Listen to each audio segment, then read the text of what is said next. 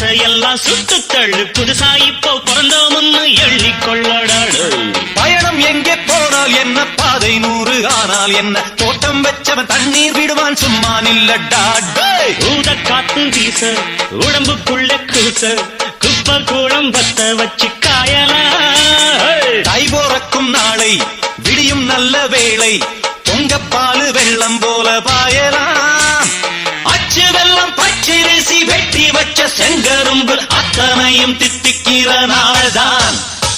பட்டுக்குயிலு மனசுக்குள்ள பாட்டுக்கென்றும் பஞ்சம் இல்ல பாடத்தான். தவிலை தட்டு துள்ளிக்கிட்டு கவலை விட்டு கச்சை கட்டு